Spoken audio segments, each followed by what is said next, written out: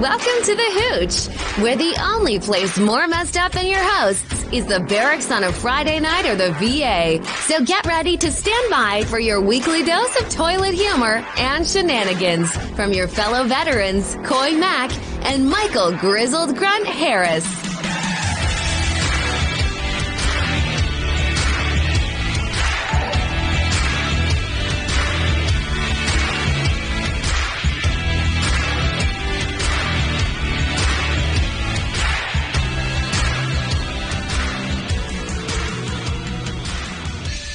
And welcome back to the Hooch, everybody. You got Coy Mack here and the one, the only, Michael Harris. How's it going, folks? What's going on, brother? Folks? Hey, how's it going out there in the Hooch Nation, the Hooch world?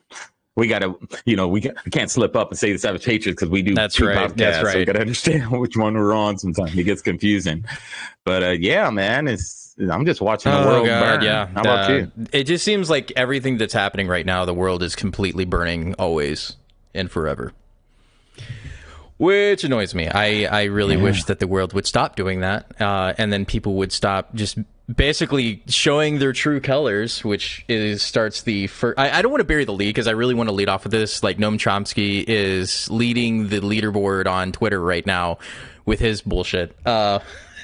So there's actually two stories I want to cover starting out right now. One of them's being the fact that he claims that the U.S. is less humane than Russia in Ukraine right now. That he is that they are doing worse things than we did in Iraq.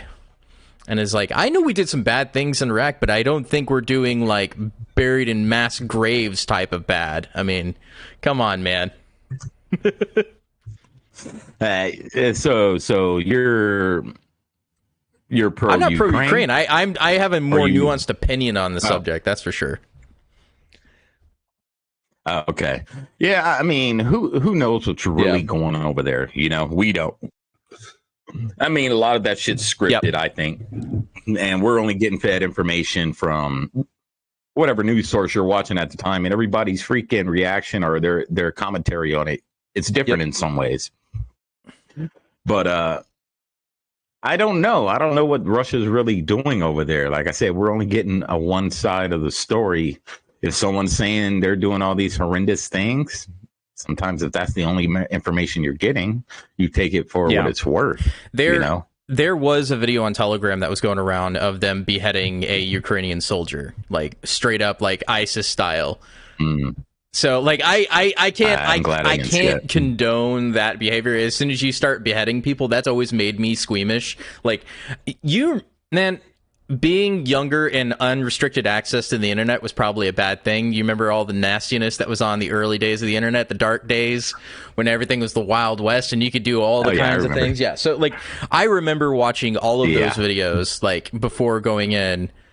And the ISIS videos, not the ISIS videos, but the Taliban videos and the people getting beheaded, it's like, we probably should not have watched those things, but we did. I could never get used to beheadings. That was the thing that made me the squeamish the most. It's just like the fact that somebody's head getting chopped off or cut off, just, ugh. I've never. I remember I was in Iraq when what's his name? The guy we killed, where they killed Zarqawi. And I remember it was a big thing when he was around, all the beheadings and everything. And a lot of that stuff used to get shared on a secret web we had. Of course, you had secret, not, top secret or whatever. So if you had access to the secret, a lot of those videos used to be dropped in the hard drive. And I remember watching those beheadings and I was just like, oh God, So, I mean, it is a horrible thing to watch, especially for the people that haven't seen anything like that. It's you can't get the people's faces out of your brain, the amount of torture, and you can just see it. It's just, It's horrible. So I mean, if they are doing stuff over there like that was one of the things that it is. But I'm sure the Ukrainians are doing their own sort of badness just as retaliation, because that's just how war is. Like, people, that's why I'm neither for or against Ukraine, but I'm not for or against Russia. I understand the nuances of the Ukraine war and what's actually happening here. Like, everybody's got their piece. Like, basically what's been reported lately is the fact that we have been interfering in Ukraine since 2014, right? It's not something that just magically appeared out of nowhere. So, like, once we helped overthrow their pro-Russian leader, right after that, their retaliation was to annex Crimea, right? So, like, and then also the fact that we violated the Minsk agreements, right? Then we also said, hey, we're not going to push NATO up to your border, which we didn't do either. But we're also, like, wanting to have Russia stop supplying gas to Europe, right? That's another reason. You have the Qatar-Turkey pipeline, right? They wanted that in order to offset the Gazprom monopoly over in Europe, right? So all of this is, like, so intertwined and interwoven that people don't understand that it's not... Nobody's the good guy in this fight. Not a single person is the good guy. The United States isn't the good guy. Ukraine's not the good guy. Neither is Russia. It's just people trying to vie for power for their own states, right? For their own people. That is it. That's right. Like, you can let them talk sweet nothings into your ear and beg us for money to keep them from going under, but eventually it's gonna happen, right? Like, the leak from the airman, that, which is still stupid and funny, right? Because, like, he was literally just like, oh, you should have seen. Did you see the article where they were like, hey, look at this dude's arsenal of weapons that he had in his room? It was the most cringiest room I've ever seen in my life. He had like camo wallpapering in there, just like a bed and one little tiny dresser. It was really sad looking. And then his arsenal of weapons was just airsoft guns because they had the orange tips on them. you know, when you see stuff like that, you know, whenever they get these, you know, these extravagant, you know, pictures, it's always the most cringy shit you see. Like, this guy was studying military, he was, and then they have all this like military stuff, ammo cans, netting, and just walls are painted camouflage. I'm like, that shit makes I know, right? It doesn't. None of it made any sense. It's just, zero. But the point is that the guy that leaked it, right? We saw that they had been lying to us. They in the meetings to Congress were saying that the Ukraine spring offensive was going to work, right? It was going to give like visual gains in there, but it didn't happen, right? They knew it couldn't happen because they were on their last leg. They knew they were on their last leg. But they lied to the American people. And the best thing about that whole leak in itself is, like, this isn't meant to be consumed by the American public, right? Because we weren't allowed to see your lies. Okay. That was the big thing. We were not... The American people are not trusted to handle the lies that they are being fed by their government. That's basically what it comes down to. That's why they didn't want it there. I don't want you to see our lies. And they tell us to our face that they think we're too dumb. I mean, they've said it. They think Americans are too small-brained, or whatever Obama said. We're too dumb to, you know, comprehend what's going on. No, there's some smart people out there that have very good comprehension skills, and they can see through it. See, they're not worried about the average American who doesn't pay attention, who doesn't know what's really going on in the world. They're worried about the really smart ones, and they know the people are out there. So it's not the fact, if they really thought that every single American was just stupid, they would post it, because every American wouldn't, you know? But they realize there are people out there that are smart, who know how to do just about everything that their people know how to do. They know how to dissect videos. They know how to dissect sound. They know how to do all of that. Those are the ones they're worried about. This is why they want to get rid of, you know, TikTok, because TikTok people do that, and then they post it on TikTok, and it's out there for the whole world to see.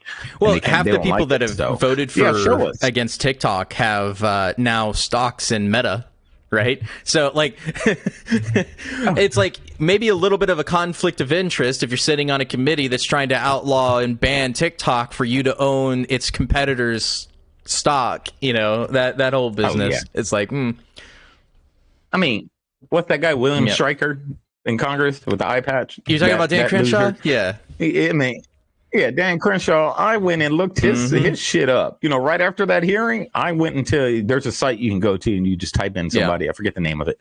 But his shit came up. Stock and Meta. I'm like, yeah, we know exactly what you guys are doing. And this is why I am so disappointed in Dan Crenshaw. I had high hopes for that guy. And then he just turned out to be another swamp monster. Or as somebody I can't claim for this one. This is from somebody else that I heard on a podcast. It's Eye Patch McCain. That's what he calls him. Almost like that is accurate. I think Eye Patch McCain. It's just another swamp creature helping whatever they line their pockets. And I really wanted to like this guy. I really did, and it disappoints me as a veteran that he's like that. He's just like any of the other guys. Ooh. I posted a video with another Navy SEAL. The one that was getting charged with war crimes and everything else. He was in jail. I forget. You remember that guy? And he called Dan Crenshaw out.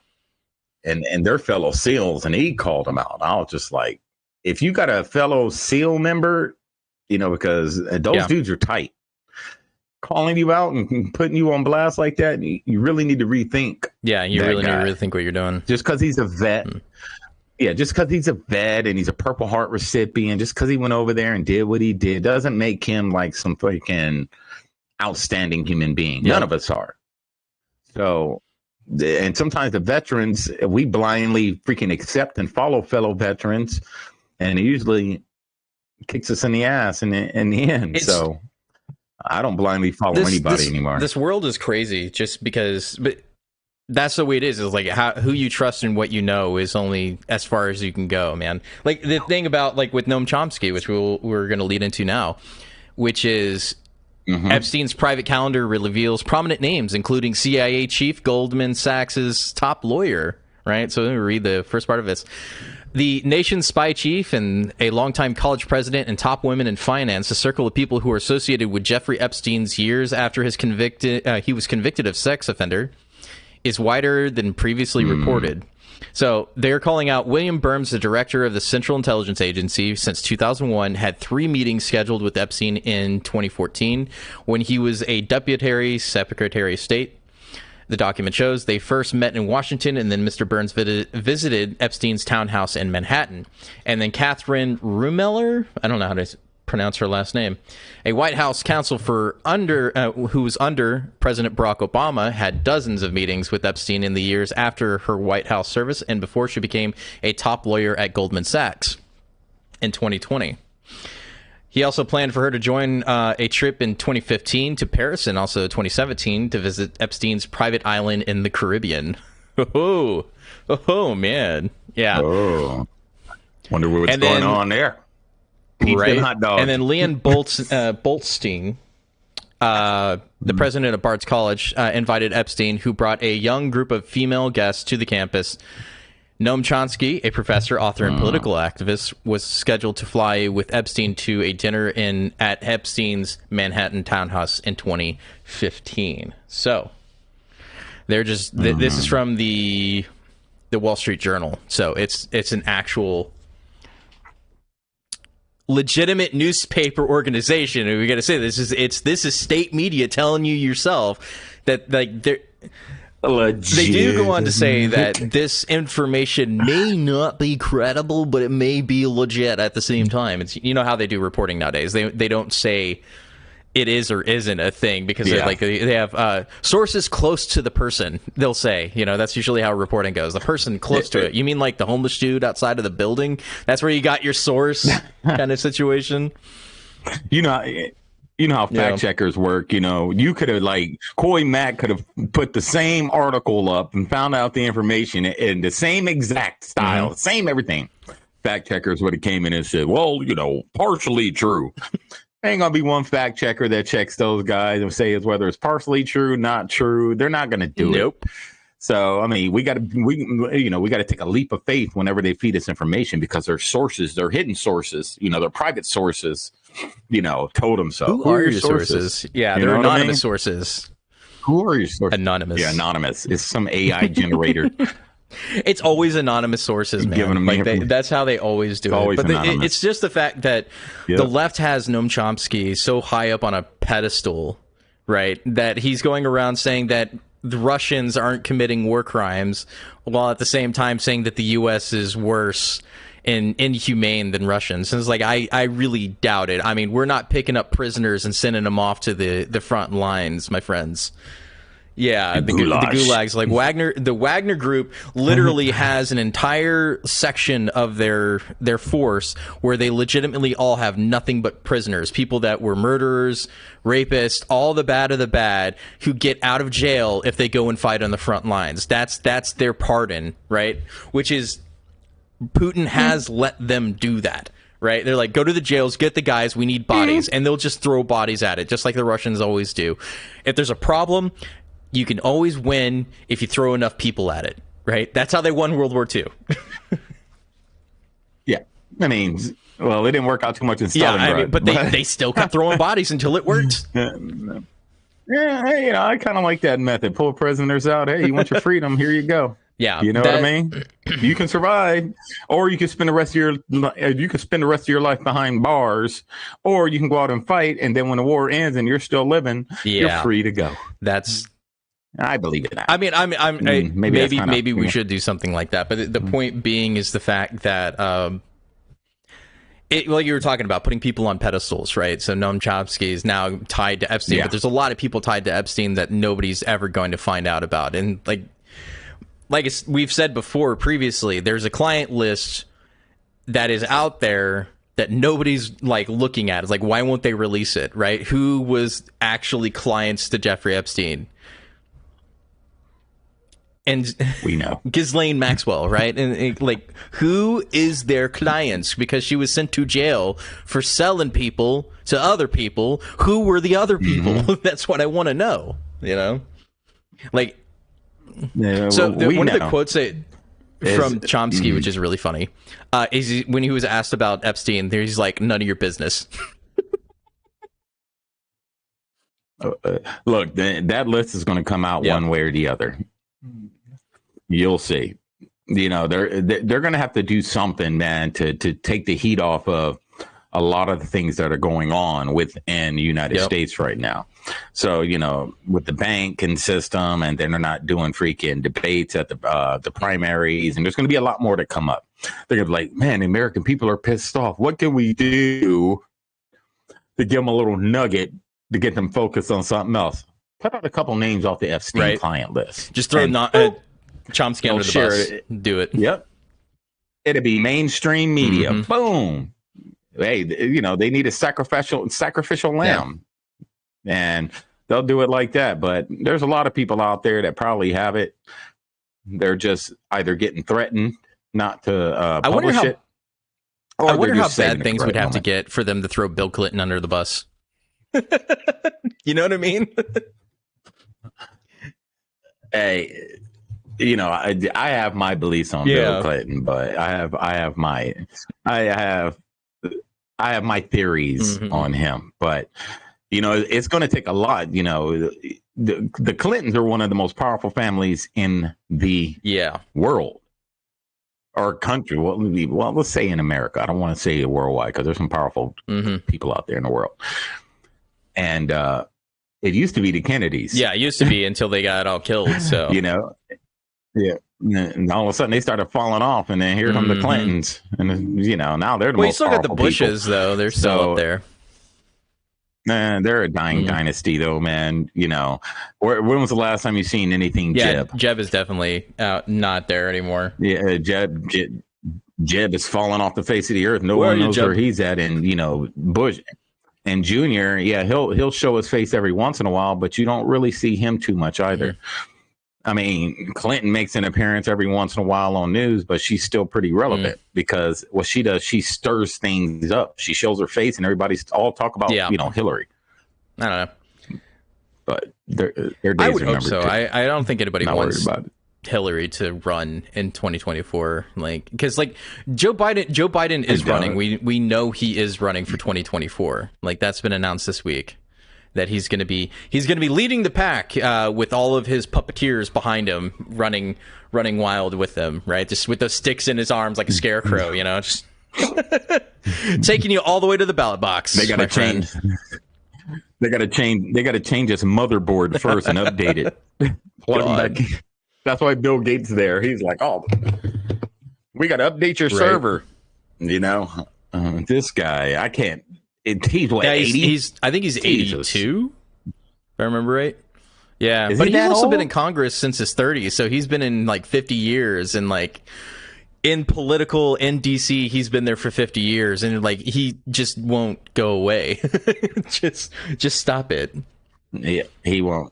He's stuck on power, man. That's what a lot of these old people, you know, they've been doing it so long, is that they like the power that they have. They like the protection. They like that feeling of, you know, being able to snap their finger and people will freaking do what they want. Like Dianne Feinstein, like them trying to kick her out right now. They're trying to, like, she's done. She's overcooked. Take her out. You know, like, get her out of office. We need to put somebody else in the Senate seat before the Republicans can take it, kind of situation.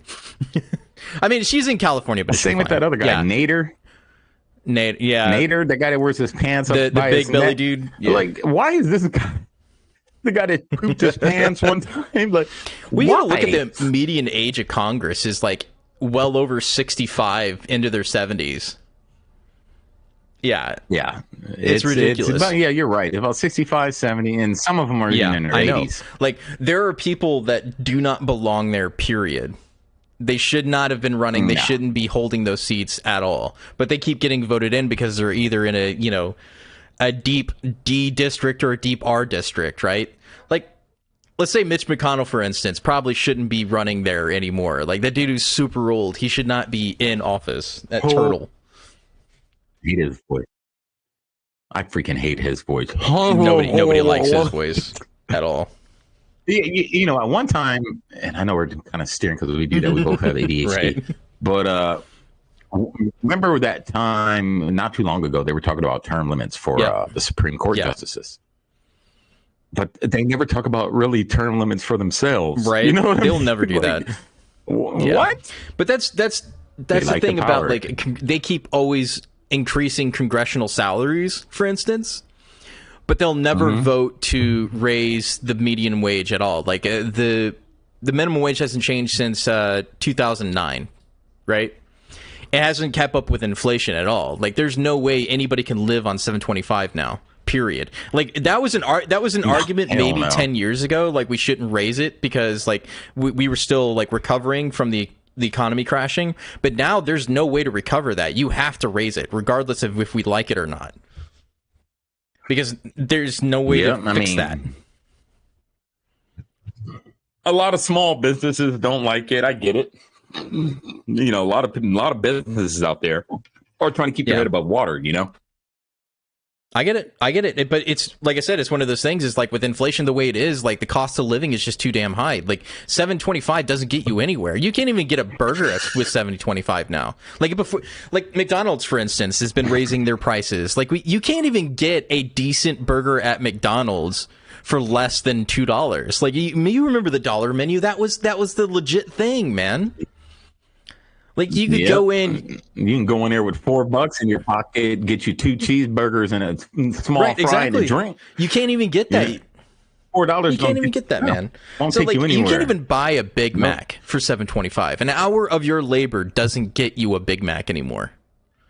That's how insane. Like, right. And that's what I don't get why people want to still vote for Biden, is because the world is burning and they're like, still vote blue. Even though we are in the absolute worst case scenario, still vote that guy. I don't get it, man. And it's not the reason that they like Biden. They're just, again, they're all anti-Trump. If Trump wasn't in the running right now, if he didn't throw his name in the hat, you'd be having a lot of people rethinking Joe Biden right now. But because Biden supposedly beat him in 2020, They're like, well, that's the only guy that can do it again. He did it once with his 80 million votes. So, hey, I'm riding with Biden. I'm like, all right, you're going to ride us right into the dark ages. No kidding, real. Man. You know, and it's going there. And a lot of Americans just don't see it. It's because they're so wrapped up in their own life, which you should be. Your personal comfort and your life does come first, but doesn't mean you have to have on blinders and not looking out left to right and see what's going on around you. You know, even though I don't have any power to change a lot of the things going on, they're not going to catch me off guard when it happens. So I'm preparing myself. And this is all we talk about on both podcasts. Just prepare yourself. You're not going to stop it, but you can be prepared. That's my rant. Before we move on to the next thing, it just, like I said, it goes to show the fact that people they need to pay attention. Like, everything that they accused Trump that he was going to do is exactly what Biden has done already, right? He's brought us so close to the brink of World War III, especially blowing up the Nord Stream pipeline. And I will say that constantly, that we know the U.S. is responsible for that. We know they are. It is all a part of the plan. It has been a part of the plan for the beginning. So, hands up. That was the FBI. Open up. Yeah, but it's still the point. Is like, anybody with a brain and half a nut can tell you that was our doing. There's nobody in the world that is specialized enough to be able to take out an underwater pipeline like that, besides the U.S. Navy. That is very true. You think the Russians, who can barely get across the Ukrainian border, can make a pipeline like that blow up? Hell no. I'm sorry. That's not happening. Use your brain. and what benefit would they have gotten from blowing it exactly. up? What was there was no benefit. They didn't. It would have been useless for them to do it. Yeah, they're losing money. But they think we're all stupid. We know your games. We know your games. You guys been like we talked years. about on the Savage Patriots, looking at all the other histories of the wars that we've gone on to and what the reasons behind them were. This is another one of those wars. Don't let them lie to you. But we're not any smarter, because the next story is really stupid. Is the airman who decided to be a rent-a-hitman site was this dude was nabbed. He was an Air National Guardsman who was excited to kill. This story is stupid, by the way. I'm going to read it for you and for the rest of us. So, U.S. authorities say 21-year-old Air National Guardsman applied for a hitman work on a satirical rentahitman.com website and later agreed to kill a fictional person in exchange for $5,000. For $5,000, this dude was willing to kill somebody. When I read this, I literally thought it was satire. I thought I was reading like the Babylon Bee at first. I was like, is he really going to talk about this satire? When I first started reading it, I was like, is Coy really going to talk about some satire? And then I kept going down. Real. I was like, oh, that's real. The problem. Is this whole thing is real? It's real. And he's sharing articles, so make sure you guys go and check it out for yourselves. It's pretty funny. To continue on, the Tennessee man, Josiah Ernesto Garcia, of course he had to be a Garcia, right, was arrested and charged with the use of interstate commerce facilities in the commission of a murder for hire, the U.S. Attorney Luis Leventas said on Friday. Garcia submitted an employment inquiry, which is the stupidest thing out of this whole thing, is he submitted an employment inquiry to the satirical website, my friend. Like, dude, he literally put in a resume for a murder for hire. Like, I will be your hitman, sir. Let me do it. He gave him his LinkedIn. Put his LinkedIn profile. I know, right? It's so dumb. It really is. I mean, damn it. What is the Air National Guard's 2 for 2? Yeah. So he would stay out. He was indicating that he was interested in obtaining employment as a hitman. Garcia followed up on his initial request and submitted other identification documents and a resume indicating he was an expert marksman and employed in the Air National Guard since July 2021. Garcia's resume alleged his nickname was Reaper. Now, look, doesn't it sound like satire? It sounds so stupid. I can't even believe it, man. Who wrote this?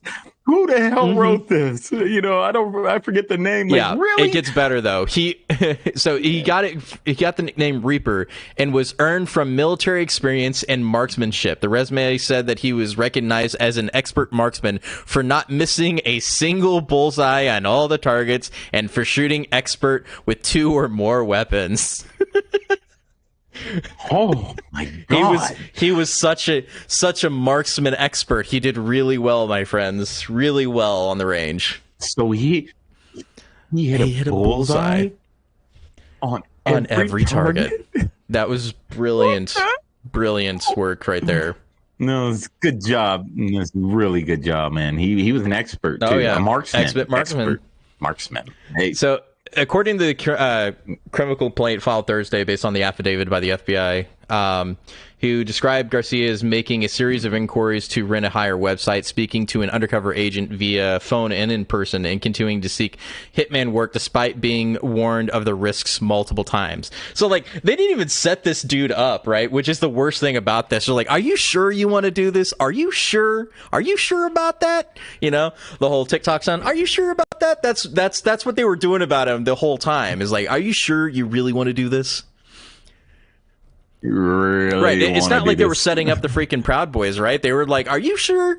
Or like Gretchen Whitmer's guys, like the freaking kidnapping plot, right? They weren't trying to set this dude up at all. They just like fell upon their lap and like, come on, bro. Like, go home.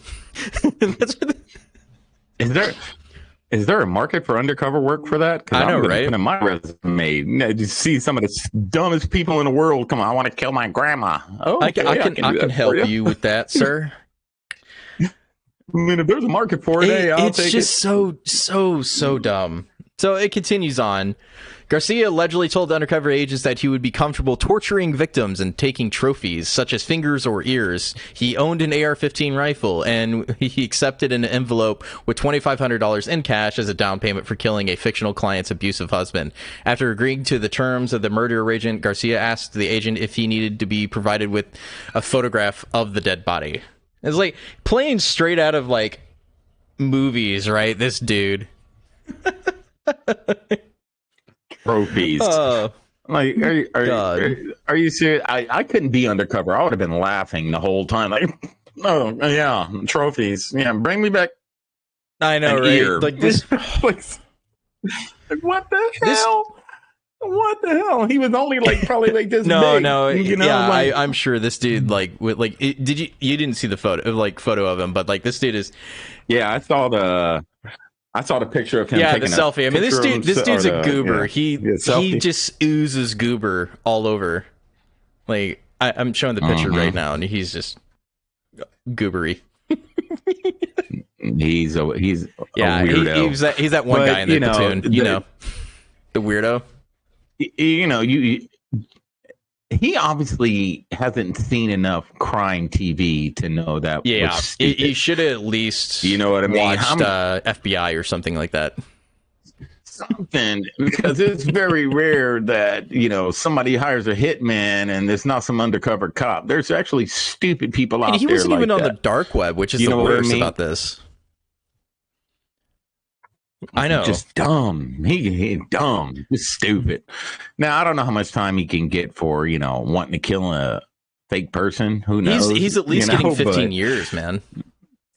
I mean, that's a big... For killing, wanting to kill a fake person. It's because it's a murder for hire thing and taking commission of a crime. Like, it's not... They'll probably hit him for, like, multiple felonies and at least get him 15 years. Like, that's not something that's going to go away very easily. But, like...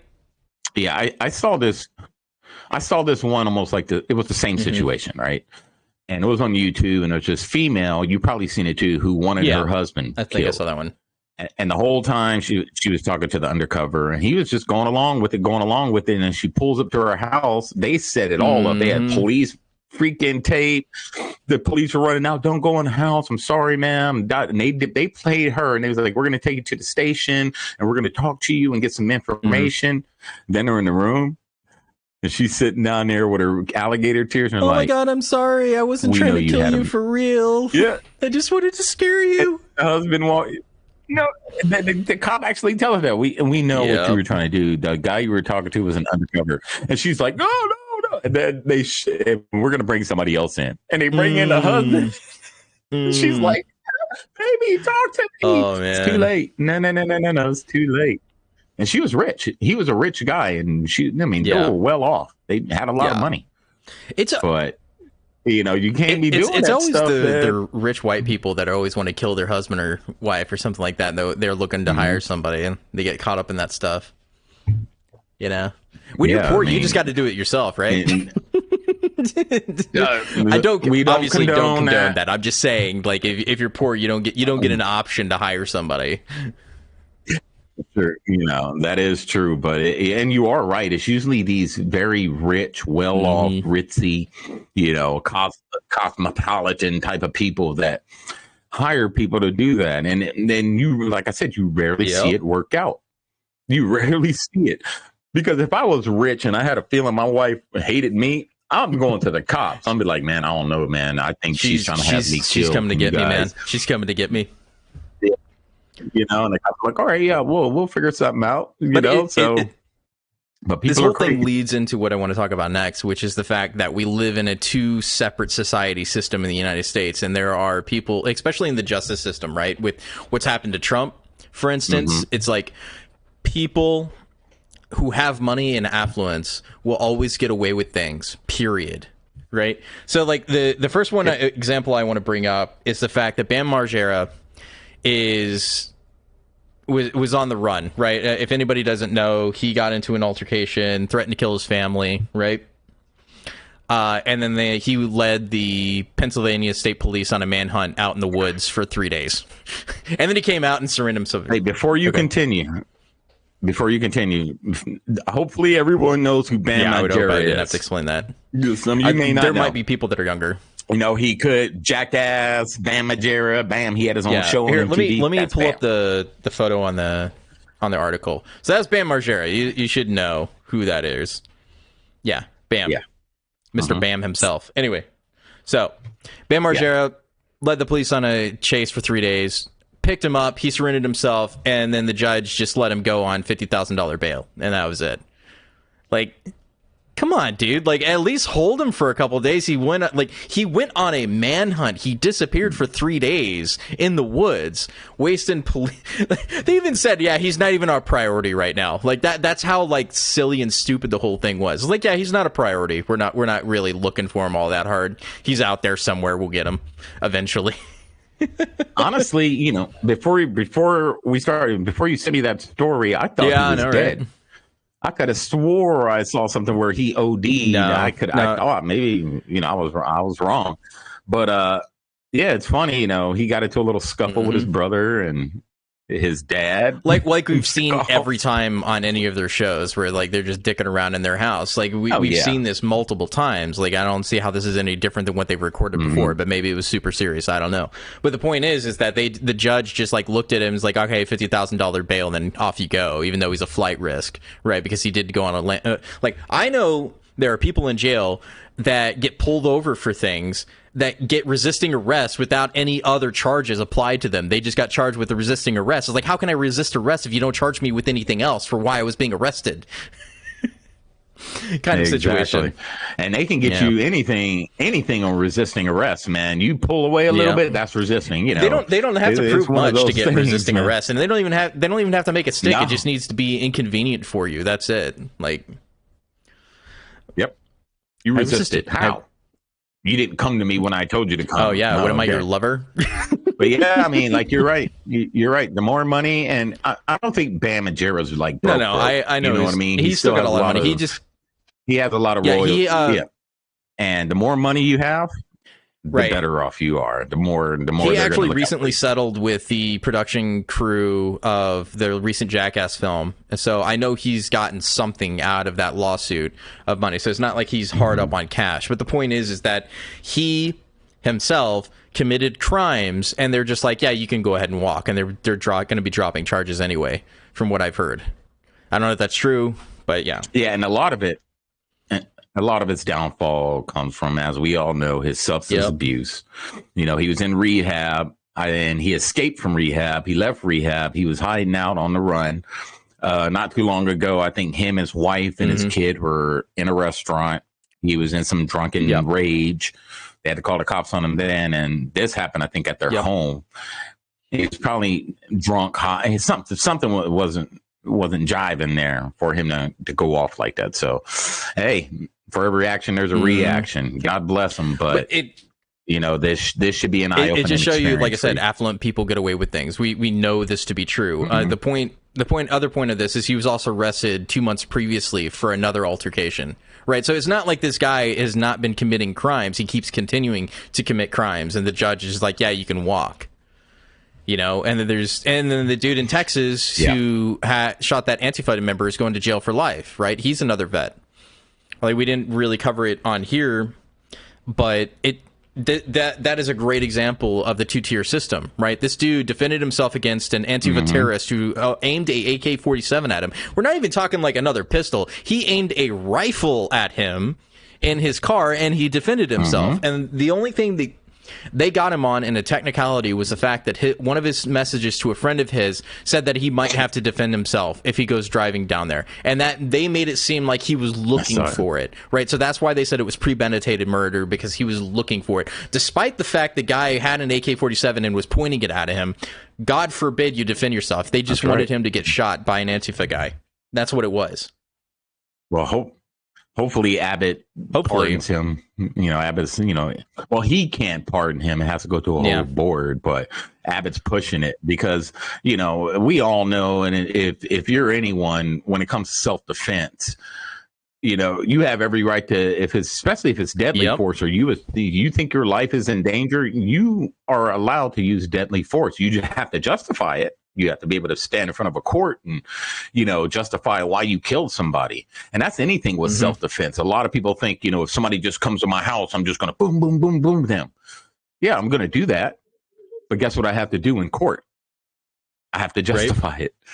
So, and he didn't have any real justification outside of the fact that the guy pointed a gun. And as Coy stated, when he's talking about, well, I'm going to drive down here, or I'm going to drive here and I might have to defend myself. And like he said, they were like, he was looking for it. That's why the guy pointed at the most AK. important thing here is the fact that what jurisdiction he was tried in is the most important. He was tried in Austin. The Austin DA is the one that sent him to prison, right? That is a blue district in the heart of Texas. You cannot argue otherwise. That is where all the Californians move to, right? We know this. This is true. So, like, the same thing in Donald Trump's case. In New York City is a blue district. There is no way nobody's going to convict Donald Trump when he goes to trial. There is not a way that they don't convict him, regardless of what the circumstances say, right? Because that's how bad Trump derangement syndrome is. If you are on the right, or if you're a Republican or a conservative, if you're in a blue district getting charged, you are screwed. Regardless of what you think, you can trust the justice system all you want. You are screwed if you're in the wrong district. That's just it. Is what it is, man. Here's what I say. Every Republican needs to register as a Democrat. Then when it comes to voting, you hit them with that okie doke. Okay. I'm a Democrat. No, I'm not. No, joke's on you. I'm a Democrat. Don't worry about that. That's it. But you know. And back to that point, it's always been about, the one party system. So right now, they think Donald Trump is the head of the party, and they call the MAGA Republicans. Yeah, the MAGA Republicans. Now. And that old saying, if you chop the head off the snake, the rest of it dies. So of course they're going to do everything in their power to convict Donald Trump. If they can cut the head off the snake, his base is going to they think it's going to dwindle away. But what they don't understand is Donald Trump isn't the voice of this movement. The people are. I mean, he's just that. It's a populist movement, but it just goes to show, like I said, it's a two-tier system. And another good example of why it's a two-tier system is Alec Baldwin, right? As everybody knows, we didn't cover it last week because Michael was at his sister's wedding. So that's why we missed last week. Sorry, guys. But this happened last week, and all of his charges were dropped for the fatal shooting, right? And they're back to actually filming that movie, by the way. Like it never even happened, man. But the armorer is still getting charged. So the fall person is going to be the armorer for this whole thing. But Alec Baldwin is getting off scot-free, not a damn thing's going to happen to him for shooting and killing somebody. What's the and since we're both, veterans, military men, what is the number one rule when receiving a weapon? Even from an expert, to see if it's clear. What is the one thing? Doesn't matter if the armor has it to you. Doesn't matter if the best skilled rifleman, marksman, anyone. If anyone hands you a weapon, the first thing you should do is ensure that the weapon is clear. Never trust anybody handing you a weapon. Never. So, if I was the prosecution, I would have been like, well, why didn't Mr. Baldwin check to see if it was clear himself?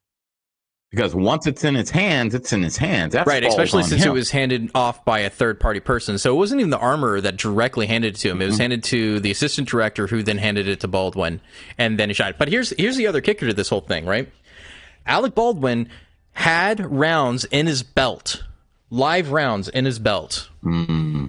And they're saying, no, he's not responsible for that. It's like, dude, like the amount of circumstances that have to be, like, for this to have happened accidentally. So the big question for me is, if I was a lawyer, is like, were they intentionally supposed to have blank rounds in the weapon?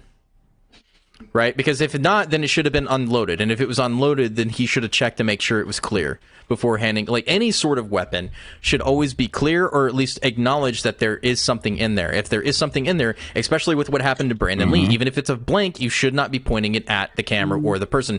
This is basic cinema knowledge, right?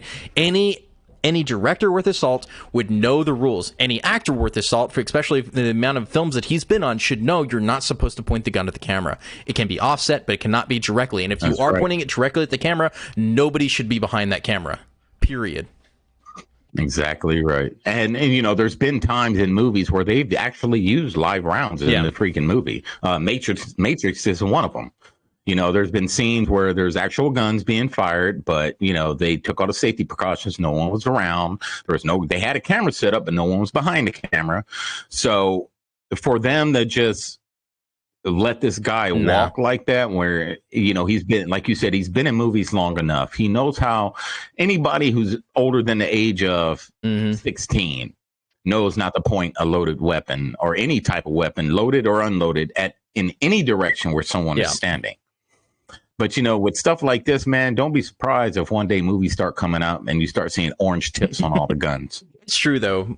But don't be surprised. Like I said, it's just one of those ridiculous things that are happening, like just two-tier justice system, regardless of what we do, is that there will be people that could literally kill somebody, like Alec Baldwin, and just walk. Even there are people that accidentally kill their friend just dicking around on their bike that are in jail right now for manslaughter. He should at least get something. He cannot just walk away without any sort of charge against him, because he's ultimately responsible. Even if he wasn't responsible criminality, likewise, he's still responsible as a producer of the film for all the negligence that was showed on that set and all the accidents that have been on that set. That's a big one.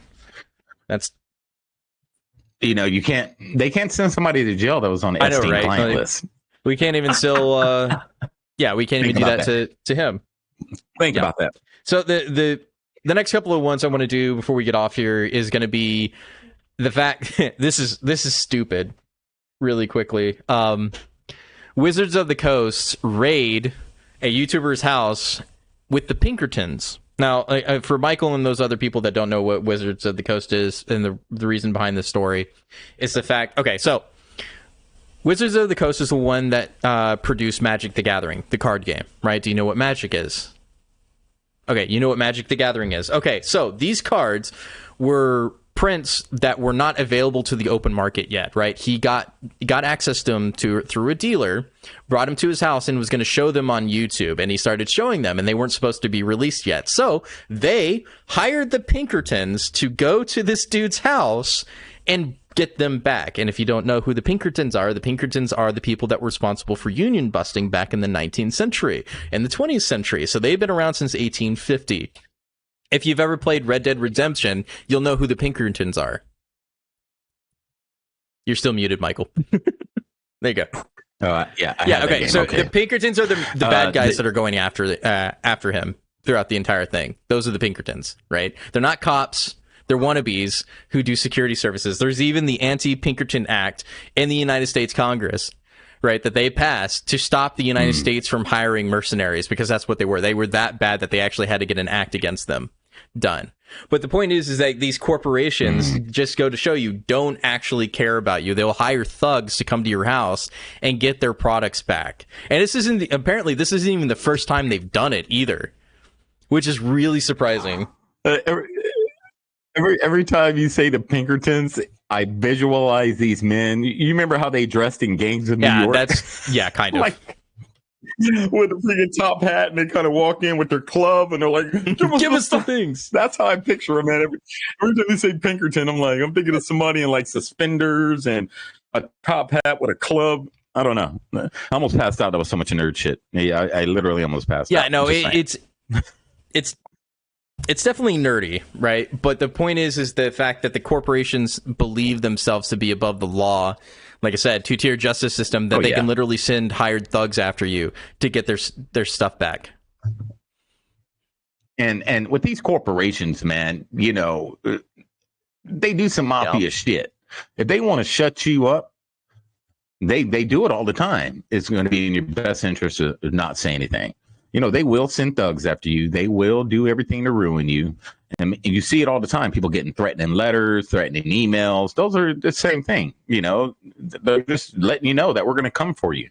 And there's been many instances of, you know, guys in suits walking into some place and, you know, doing some crazy stuff to someone. So, and you're right. You know, the system is messed up to where they don't use law enforcement anymore to to get their point across. They just have somebody knock on your door and dump you around, or kill you. Pretty much, it's just the same thing with Budweiser. They just continue to show that they don't give a shit. They don't. None of these people do. That's what I say. Is like, I don't understand why Republicans still want to try to defend these corporations with their tax incentives. Like, let the Democrats tax them. Let's see how long they want to still stay woke once they're getting taxed to oblivion. Just let the Democrats win that one. That's right. Like, that's fine. We don't care. You don't care about our values and our money. So just let the Democrats have their way. Let them tax them. Let them go after the rich. Let them go after them. I don't care. I'm not rich.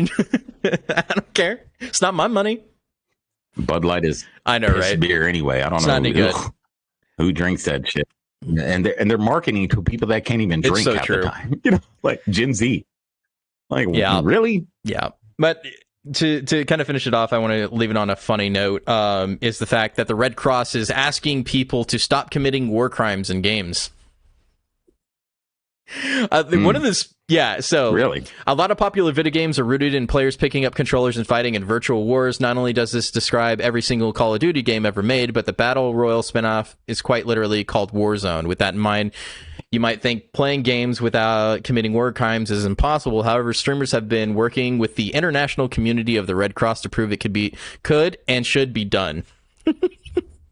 Every day, this is quote, every day people play games in conflict zones right from their couch, but right now armed conflicts are more prevalent than ever, says the Red Cross. Thanks to people suffering from their effects, this conflict is not a game. It destroys lives and yada yada. Basically, stop doing that. Like, you should have some rules for what you're doing. So I'm trying to find where they actually specifically point to it. Oh yeah, so at this point, you were asking what rules of war are. It's definitely that they're hard to abide by them in games like PlayerUnknown Battlegrounds and Fortnite. There are 4 rules streamers have been trying to follow, which is don't shoot downed or unresponsive enemies, no targeting non-violent NPCs, no targeting civilian buildings, and use medkits on everyone. That's the rules now. Like, oh my god. Oh my God! Red Cross, go sit down. You're already corrupt anyway. Nobody wants to hear from you. It kind of reminds me. You saw that movie, Save Guy, or it was Ryan Reynolds was in it, and he was an NPC. Yeah. And he was an NPC.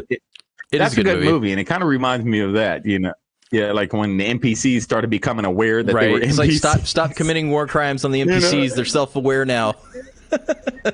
Yeah, that's how it was. That's what it reminds me of. So I forget the name of it. Something Guy, or Save Guy, or Rescue Guy. Yeah, I can't remember what it's called. It's really good if you haven't seen it. Yeah. If you haven't seen it, check it out. But But Yeah, it is. the It's fact really that good. they're worried about like virtual war crimes is insane. It's like, because there's actual war crimes in the world, you should not be committing virtual war crimes. Is the logic behind that? I don't get it, man. Yeah, I mean that thing. You know, they got virtual sex rooms on Meta. Should people not be able to do that either? I mean, it's freaking insane to me, man. Just the world. The itself. VR chat stuff. There are some naughty people in there doing sexy things to each other. So.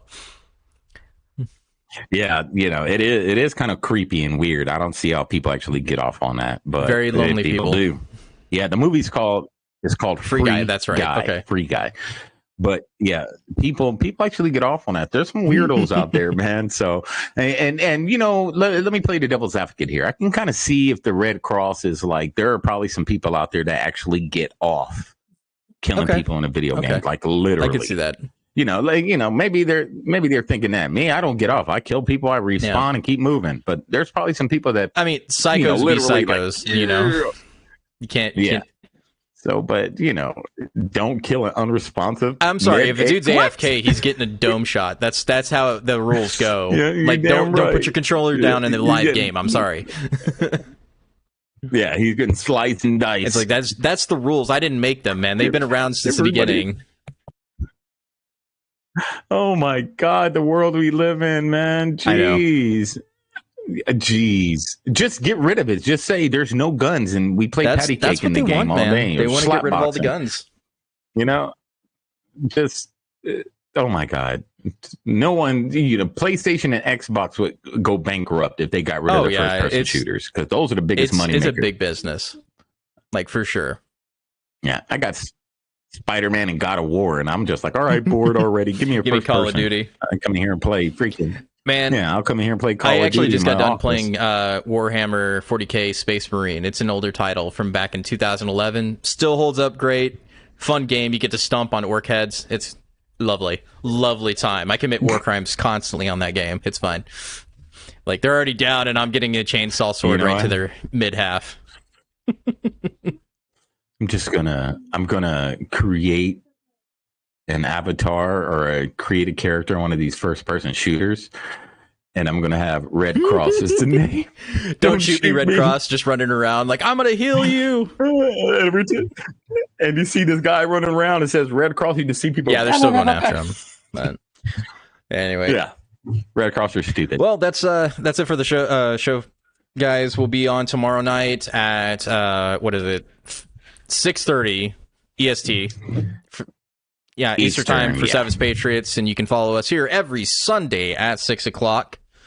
So be here either on Facebook or on YouTube. You will find us. You can also get us on Mondays on Spotify as well if you're on your commute to listen to us then, as well as Rumble will be there as well.